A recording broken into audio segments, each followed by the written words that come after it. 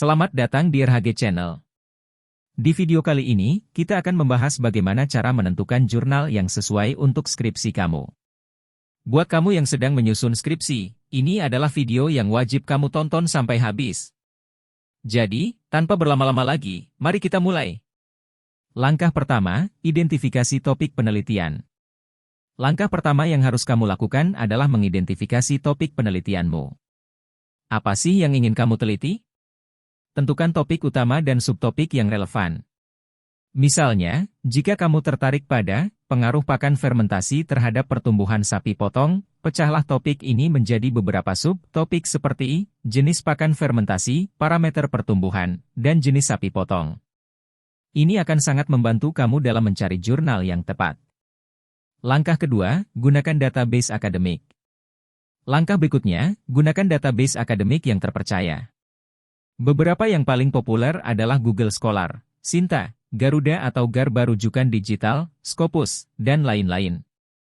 Database ini menyediakan akses ke berbagai jurnal ilmiah yang berkualitas. Jika kampus kamu memiliki akses ke database tertentu, pastikan kamu memanfaatkannya. Contohnya, di Google Scholar, kamu bisa mencari artikel ilmiah dengan mudah dan memanfaatkan fitur cited by atau dikutip oleh untuk melihat siapa saja yang sudah mengutip artikel tersebut. Langkah ketiga, kata kunci yang tepat.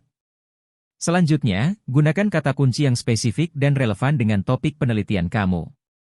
Cobalah berbagai kombinasi kata kunci untuk memperluas atau mempersempit hasil pencarian. Misalnya, untuk topik pengaruh pakan fermentasi terhadap pertumbuhan sapi potong, kamu bisa mencoba kata kunci seperti pertumbuhan ternak pakan fermentasi, fermentasi pakan ternak, atau nutrisi pada sapi potong. Jangan ragu untuk bereksperimen dengan variasi kata kunci untuk mendapatkan hasil yang optimal. Langkah keempat, evaluasi kualitas jurnal. Setelah menemukan beberapa jurnal, saatnya mengevaluasi kualitasnya.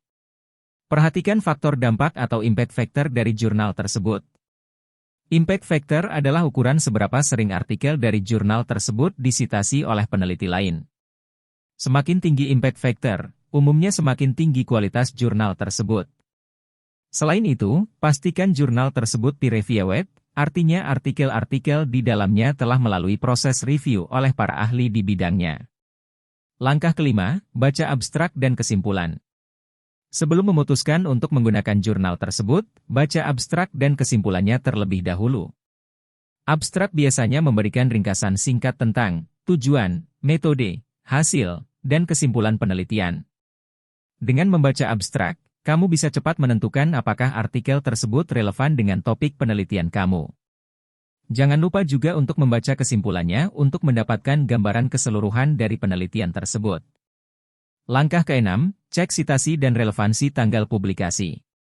Perhatikan juga berapa kali artikel tersebut telah disitasi oleh peneliti lain. Artikel yang sering disitasi biasanya memiliki pengaruh signifikan di bidangnya.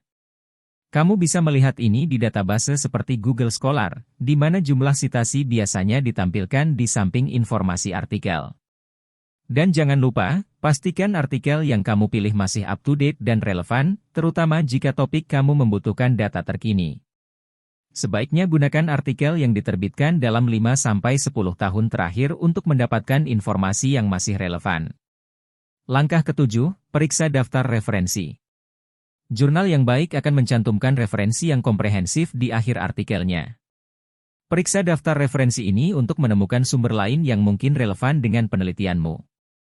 Referensi ini bisa menjadi titik awal yang bagus untuk menemukan lebih banyak jurnal dan artikel yang mendukung topik penelitian kamu.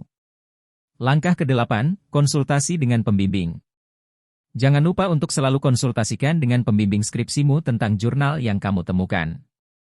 Pembimbing Anda bisa memberikan masukan tambahan dan memastikan bahwa jurnal tersebut memenuhi standar akademik.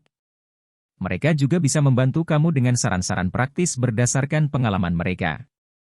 Langkah ke-9, akses dan unduh artikel. Setelah menemukan jurnal yang sesuai, pastikan kamu memiliki akses penuh ke artikel tersebut. Beberapa jurnal mungkin memerlukan langganan atau akses melalui institusi akademik.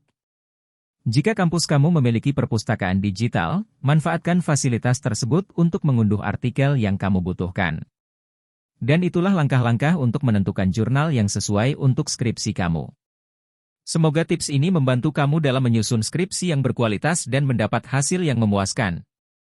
Jika kamu merasa video ini bermanfaat, jangan lupa untuk like, share, dan subscribe untuk konten edukatif lainnya.